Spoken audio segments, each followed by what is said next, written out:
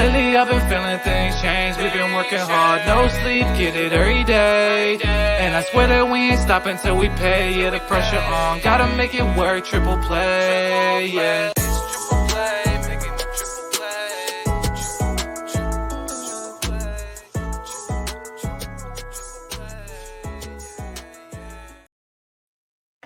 You see it. You see it. This is Triple Play Fantasy Basketball, Week 9. Christmas time. I'm your coach. I'm your host. I'm a host, coach with the most. James Lewis on the other end. Doc, Eric, Mendelson, out of state. What up, my man? Ooh, James, starting it right as I got my computer charger. That was good play on your part. I was trying to flex words in there to show face for the company. What's up, my man? Hey, man, cooking, third in our league. Just ready. I'm glad that, I got to be honest, glad the end season tournament is over. Can I be honest? I loved it. Very confusing for fantasy. Just no NBA most days. I know, unpopular opinion. Not a fan of it, and especially like fantasy-wise, it was not the best for playing this week or last 2 weeks, I guess. Like imagine if you picked up Lou Dort and then you didn't get Lou Dort stats. Yeah, we should talk. I mean, I don't know if that's some in the commissioner tools where they can, if it's an NBA sanctioned game, you should. It was a Yahoo setting, James. Okay. Well, it is what it is. But in that game, we saw Giannis take a step forward. He's still the man. On some days, he's still the best player in basketball, and he proved that in his magnificent performance against OKC, where they just could not do anything with him. Giannis is still a factor.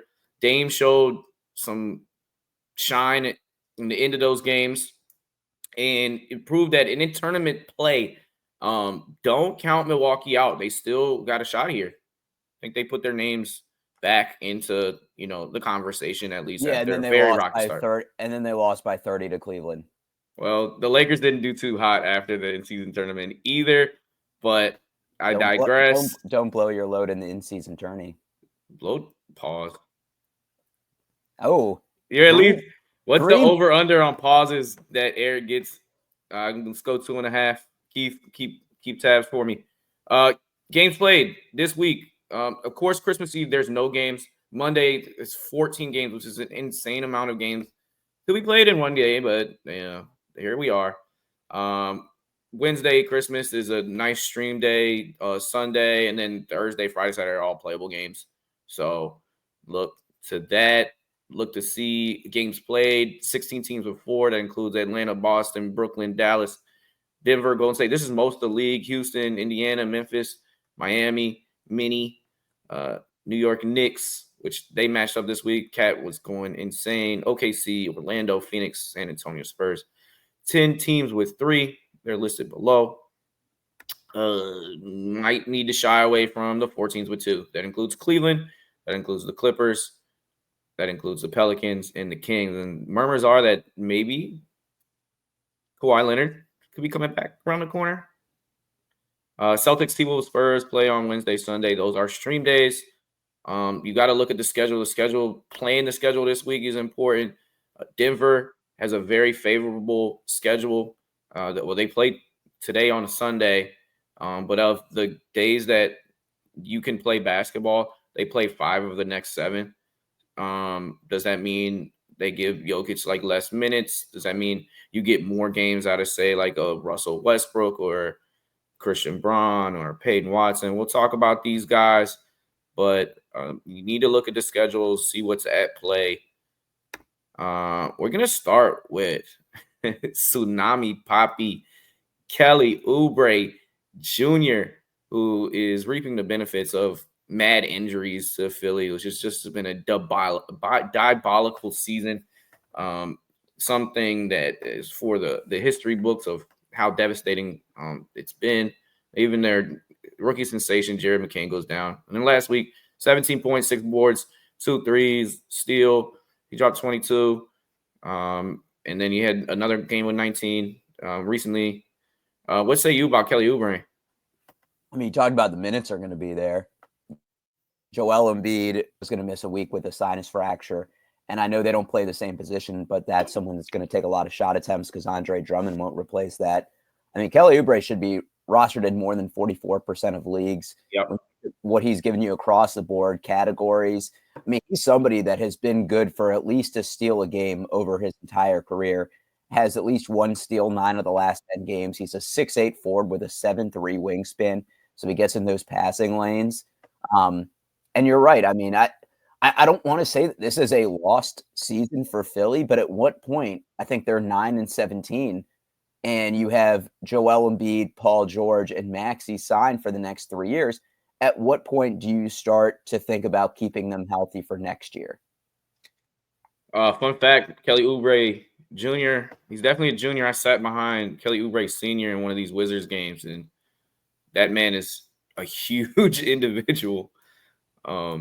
So that he definitely he put the ball in his hands at an early age. Somebody I didn't want to see go for the Wizards. But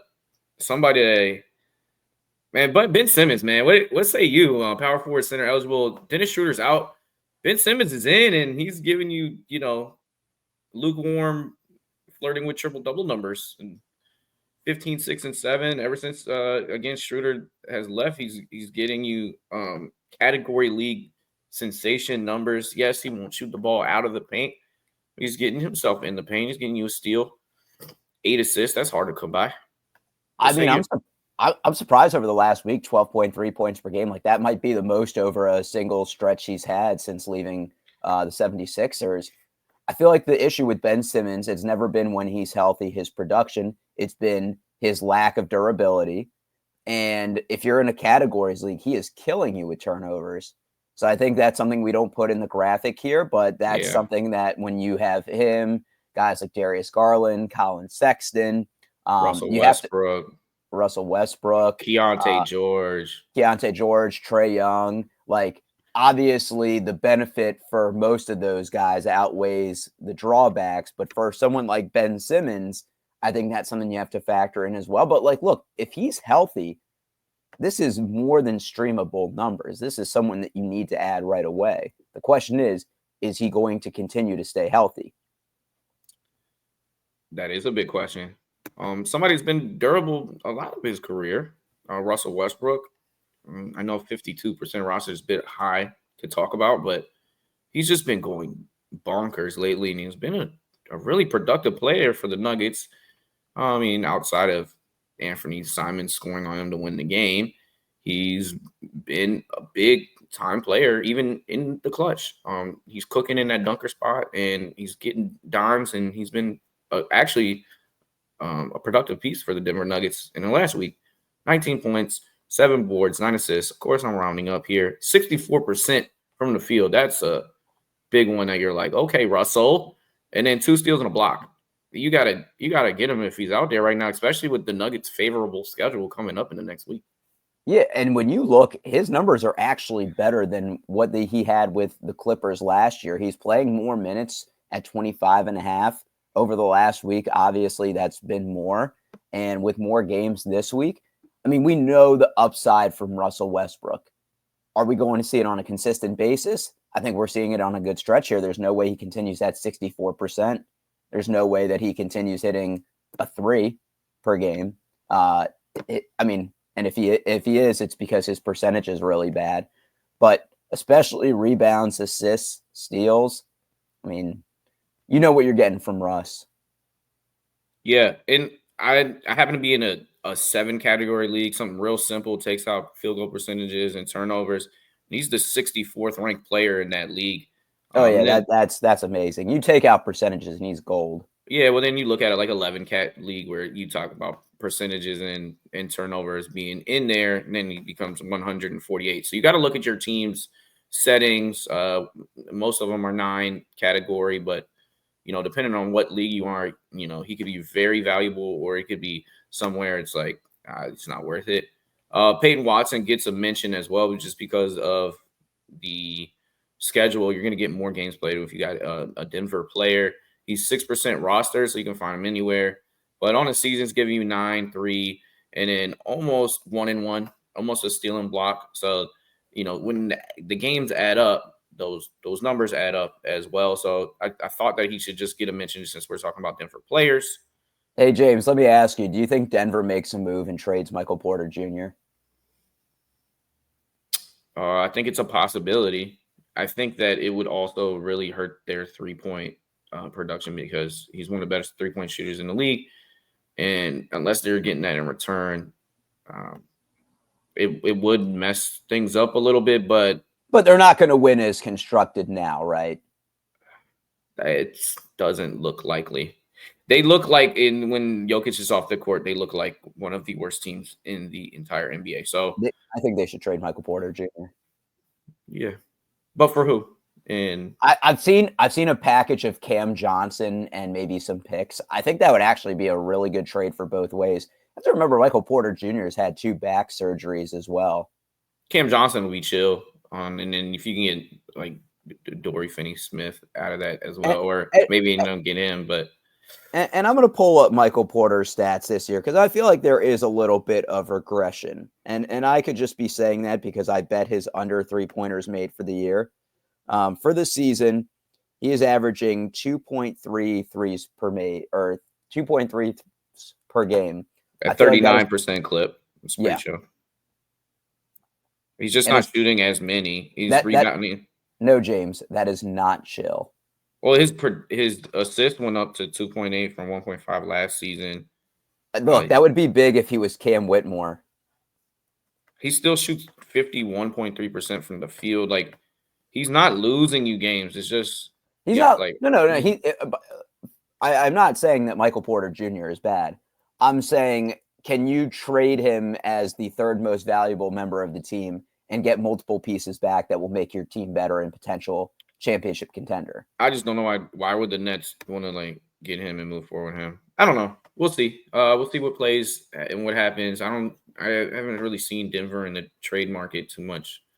Because you don't go on Twitter in the recent years. No, I'm just saying, how many moves did they make? They basically make their moves in the offseason. That's true. Andrew Nebhard, shout out Canada, 20% rostered. +8 recently. Much like Denver, I know we're spending a lot of time on this Denver Pacers, but they have a favorable match. They're going to get more games. When you're looking at that, you look at players that are going to give you production. One being Andrew Nebhard, which is no stranger to a 13, 2, and 5. That's probably something that he's done before. And then Timothy John McConnell, TJ McConnell, another 20% roster. So it's kind of a pick 'em. TJ McConnell, if he's getting more minutes, he cooks. He got this 11, 2, 5. He played 14 minutes against Phoenix. And then even against Charlotte when he had 36, 2 and 2, 2 steals, 2 blocks, which he sneaky gets blocks too. He did that in 26 minutes. So he's a boomer bust. Andrew Nebhard's a little bit more safe, but both of them are going to be productive players for this next coming week. Could win you the week, and you don't feel bad about cutting them the following. I have nothing to add.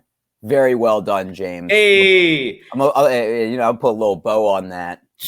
Very well done. Very well done. That never happened. So I'm going to let you lead Scottie Pippen Jr. Scottie Pippen Jr. James, you remember at the beginning of the season when we were talking about guys that might be the waiver wire winner of the year? We're talking about Scottie Pippen Jr. Yeah. When we made the graphics last time, 39% rostered, only had point guard eligibility, and you look at 17% rostered now. So that means that he's definitely available in more leagues. And I'm not saying, I know John Moran has missed a couple games here and there, but over the last 2 weeks, close to 11 points per game, 3 rebounds, 5.6 assists, 53% from the field. I think one of the toughest categories to stream, maybe the toughest, is assists.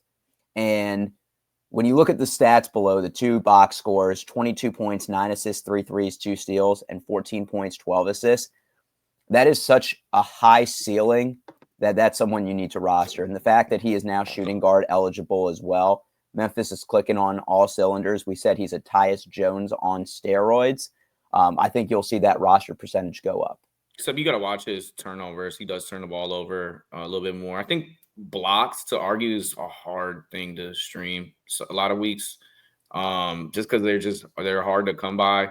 Yeah, but you're not seeing a guy with 12 blocks. You might have a guy with like 3 or 4. So you could not easily, but if you're down by 20 assists, you'd have multiple guys that might need to fill that.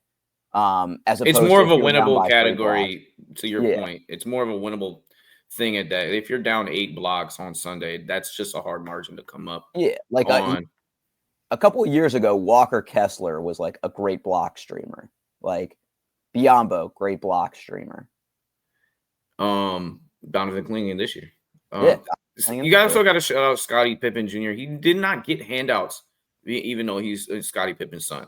Like, he has had to grind so hard. And what did he do? Just be super productive at the college level. Unbelievable college career.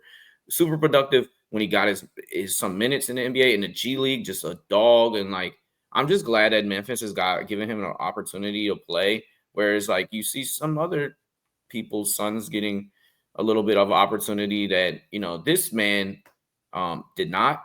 Nepotism. Also, side note, nepotism. Trinity Rodman, Dennis Rodman's daughter that plays on the U.S. national women's soccer team, said he's blood, nothing else. Nepotism, James. Nothing else. I wonder. Did that surprise you? I wonder what other family with James has nepotism in it. That did kind of seem weird. It was a very random shot.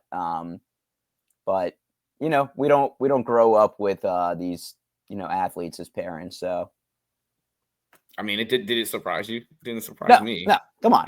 Doesn't surprise. Let's be real. All right. With a name like Drew Smith, no E, you got to be able to hoop, right? That guy is like, Drew Smith for the other team. He's somebody that's got to be nice. And maybe he's the next Miami Heat player that ends up getting an outrageous contract outside of Miami uniform. And we've seen it in the past. These guys get these opportunities, supposed to see something in them. He just does it, and then he's like, hey, let's run it out. Let's play him. And he's a swipes master. He gets a bunch of steals. Not necessarily telling you to pick him up, but it's something to watch. Sometimes Spoelstra gives heavy minutes to players that come out of nowhere, and then he gets them generational wealth with their next contract. We've seen it time and time before. Do you remember that Tyler Johnson guy? Yeah. Dude, 30 for 30 on him. What happened? He got that paper. He woke up. He was like, what? I got what? I think Tyler Johnson, I'm going to look it up, 4-year, $23 million. Tyler Johnson contract, NBA. I think it was more than that. And we've seen Gabe Vincent just got a bag. Duncan Robinson got a bag. I mean, he stayed in the house. But they get people that are undrafted. They showcase them, and they get $50 million. Yeah, bro. 4-year, $50 million. $50 million. Yeah, but the one thing I'll say about Drew Smith, and James, we talked about this before the show. Miami had a 22-point lead going into the fourth quarter yesterday against the Orlando Magic, and got outscored 37-8 in the fourth, lost by 7. That might be the worst loss Miami Heat has had since I've been following the NBA since 2002. They do not blow leads like this. If this does not signal that they could potentially be sellers, potentially Jimmy Butler, Duncan Robinson, I think, is on the last year or maybe one more year left of his contract. There are going to be minutes that are coming around. So not saying you stash Drew Smith because of that, but I think if something does happen, he is somebody that could be a beneficiary. Tyler Johnson's nickname is Bumpy. He does coke. He has to do coke. Does coke. That's it. Yeah.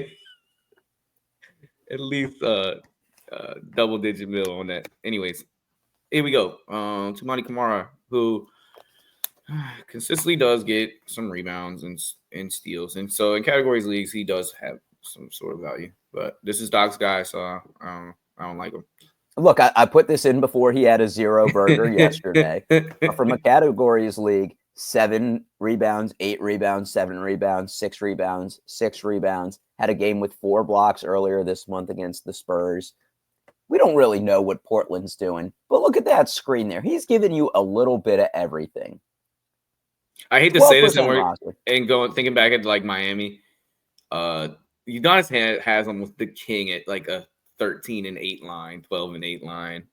And for like the first 10 years of his career, he did nothing like the last 10. Yeah, but I mean, I've been playing this fantasy game so long that I used to have him, and he would be somebody of value. Just talking about your age, James. Well, James is an old the knowledge doesn't come overnight. I mean. James is an old fart, is what he's saying. Look at these. All right, so I just pulled up UD from that second year: 11-6, 9-6, 11-6, 12-7. And you know what? Most of those points are coming from mid-range jumpers. Yeah, but this is like that. His lines remind me of like UD back in the day. James, this is why you need to join the fantasy basketball Reddit. They were talking about like guys from back in the day that were nice in like categories league. Sean Marion was like number 1 in 03-04. Tricks. Oh my god. Andre Karolenko, like having that 1 year where he was just a stocks god. That was like right before I started playing. I think Dwight Howard's rookie year was my first year playing fantasy. I remember it. You click the button, and then you had to click the bottom down. Like you had to wait like a couple seconds before you hit the other one. And every day you had to do that.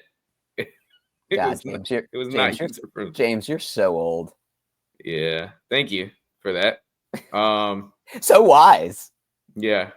No, Amari Stoudemire had the most insane year one time. He was like 27-12. Like, oh, nice. All right, so what we got left? Tristan DeSiva, rookie small forward, getting some extra minutes here now that the two cogs of the team are down. Although I think Paolo is somewhere on the horizon, probably coming back in January. As we know, Franz Wagner went out for the same exact oblique injury. But here you go. He's a good shooter, and this is what they put him in. He's more of a points league guy, but he's 2% roster. You're gonna find him in deep leagues. James, what do I call the Wagners? I don't know. I forgot. The German Morris twins. Oh yeah. Yeah, Mo Wagner out yesterday. It looked like a non-contact injury, which is part of the reason we put Mr. Tristan on here. Played a career high in minutes and career high in points when he dropped 20 earlier. So I think short-term add, but Orlando decimated by injuries too, so he's going to be receiving minutes. I do get bothered though when I see a player that wears the number 23 when it's not warranted. This doesn't bother me right now. His number should be like 35 or something. Like 35? Why is he wearing 23? He should be like a. Has Orlando ever had 13, a 23 in their history? 13. I don't know, but it should be retired league round. I'm done. I'm done with watching players wear the number 23. Okay, done with it. Speaking of brothers, you just mentioned, we got it's not a week without a mention of a Martin brother, Cody Martin last week, 12-4-2. Brandon Miller's fighting some injuries. LaMelo Ball it seems like they're going to be a little bit more cautious with his injuries and sit him a little bit more. Trey Mann has been banged up since like the third week of the season, and he barely plays. So, the Martin brothers, they get good minutes because they can play on both ends. They're connecting pieces on offense, and then they play defense. So, and Brandon Miller out a couple games this week also. Once again, Charlotte is not good with disclosing injuries, so just keep that in mind.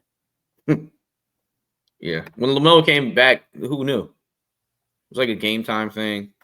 Then Detroit was like, "Hey, Jaden Ivey's out." Like, anyways, frustrating, but this is why you got to stay on top of things, and I'm here for you. This is definitely a active manager week, so stay on top of it. Stay ahead of the game with the games play. If you can use one of the pickups to get an Indiana or a Denver guy today on Sunday. One, you'll get a bonus game for Denver, and then two, you're going to be good for the week ahead as far as getting a couple extra games. Avoid some of the teams. Like, I think Max Strus is back. Don't use your pickup to go get him ahead of schedule. Yeah. He does not have enough value to go out there. Like people like Kevin Herter, probably stay away from. Missy, probably maybe even cut that guy. Clippers. You just said cut Missy? I mean, I don't see why he's a super hold. Okay. It depends on your league and how many teams there are and everything. Because Nope. You're just a hater, James. You just gotta look ahead, and that's all I gotta say. On a negative point, but on a positive point, we're wishing you happy holidays, Merry Christmas, and if you're here at this point, thank you for tuning in. Happy Hanukkah to those that celebrate as well. Let's go. It begins the 24th in the evening, so just want to be inclusive to all of our viewers because James wouldn't have said anything anyway.